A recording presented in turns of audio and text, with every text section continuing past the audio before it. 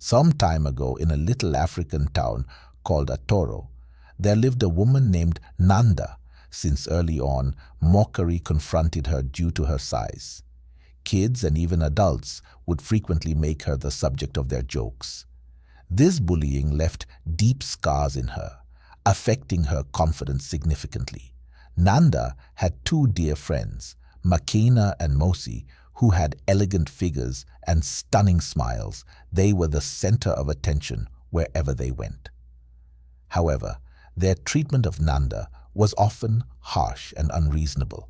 One day, as they sat together, Nanda reached for her lunchbox. Her friend Makena bellowed, "Careful, Nanda. If you eat more and more, you may just transform into a pumpkin." Moy laughed. Definitely pumpkins don't get married. They just sit in the corner of their hut until they kind of rot," she said. These words went deep into Nanda's heart, but she smiled and threw her lunchbox as far away as she could, visible anger flowing on her face like hot tears. What would she do? Her body was crying to her to be fed, but she also had friends to please. Quietly, she looked down at her huge body and she felt powerless. A natural ache of hurt lingered in her heart. As Nanda grew into adulthood, her self-confidence remained fractured. Despite being compassionate and smart, she felt invisible, eclipsed by her perceived deficiencies. Even at home, things weren't very different, her weight being echoed to her by family members. Even strangers she met outside of her house and neighbor echoed the same story. Of her weight, most of her friends had already married and their marriages flourishing. Nanda wondered if she would stay alone forever. Who would love her the way she was? One day, a close family member said to Nanda, "If you don't get married soon, you never will. You need to make yourself more appealing to marriage suitors." These words only deepened Nanda's conviction that she was unworthy of love and attention. Whenever a man looked at her, she would immediately look down, convinced they were mocking her or finding flaws in her appearance. Her friends, now married, would often talk about their lives, their husbands, and their happiness, never missing a chance to remind Nanda of what she lacked. One day, while walking home from the fields, a friend said in a jokingly manner, "Unfortunately, Nanda is still waiting for the perfect man. Maybe if you run around the whole village, you would lose some weight. You never know, a man might come around. Husbands want beauty, not all jiggling flesh. You should try to be more like us." Nanda's heart ached with loneliness and the constant pressure from her loved ones. She yearned to be seen and loved for who she was beyond her physical appearance. In the forest, where the trees whispered secrets and the air was filled with the fragrance of wild flowers, Nanda often found comfort from the harshness of her world. On one such day, as she wandered further into the forest than she ever had, her thoughts heavy with the words of her friends and family, she accidentally found a magic talking tree filled with little animals. The magic tree spoke to Nanda. "What's your troubles, my child?" Nanda all of a sudden starting narrating her life story to the magic tree. "Well, I have all that sorted, my child. Years ago, a stubborn prince had wandered into the forest. He had been chased away from his family because of his bad behavior and shame he was bringing to his family. The prince was chased away and sought refuge in the magic tree. Later on, the prince went to live with an old wise woman as her own son. The magic tree summoned the prince and the old woman to come to the magic tree.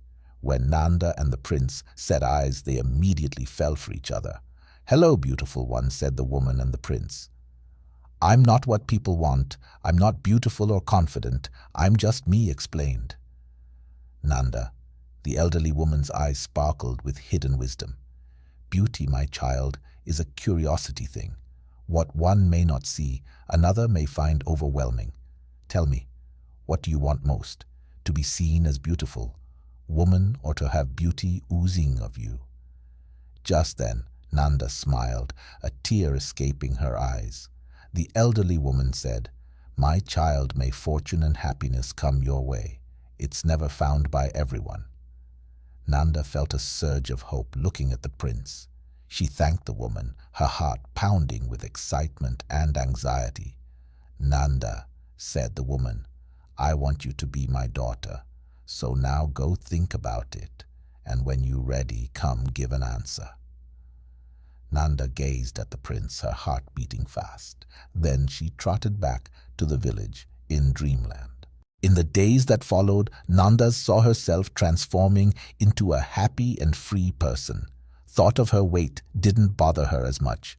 One day she decided to go back to the forest to see the magic tree and the old woman. Suddenly she heard, "Excuse me." Turning around, Nanda saw the prince, that young man she had met before. "My name is Rola. I am sure we met before I am a prince, but my family rejected me since I was 14 years old. I was disobedient to my family, but I have reformed. Would you talk to a man like me?"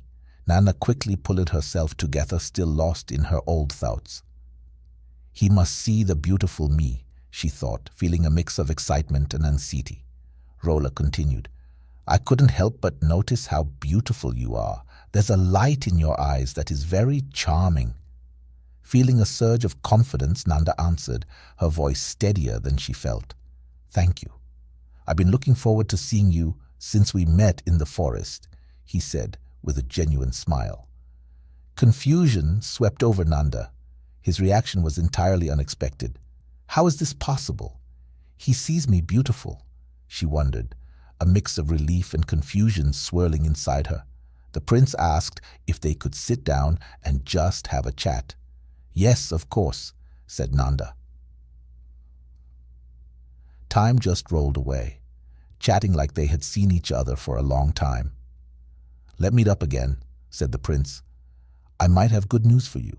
Nanda often returned to the forest to meet with the prince. "Nanda," said the prince, "one day my hair has fallen out for you. Would you mind picking it up?" Nanda melted with shyness and unbelief. "Yes, I would with all my strength." This day was a beginning of a new thing. They had fallen in love. Nanda wouldn't believe this miracle of being accepted by the prince. She had to work hard to remove the horrible journey of words from her family and friends. From a life of self-doubt to self-acceptance, a symbol of love triumphing over superficial judgments. Nanda transformed from a life of self-pity and loneliness to standing radiant in her own skin, her confidence a beacon to all who had once questioned her worth. Nanda had discovered the magic within herself, which was kindness, laughter, and finding self-worthy. As Nanda and Rola's love blossomed into marriage, her friends and family roared with jealousy, envy, and regret. Nanda's life in the village was what everyone envied to have. Well, true beauty exists within and is not something to be seen with the eyes but felt with the heart. It taught that confidence and self-esteem are the greatest charms one can have, and when embraced, they can change how we see ourselves and how the world sees us. Nanda's journey inspired many, especially those who had once walked in her shoes of self-doubt.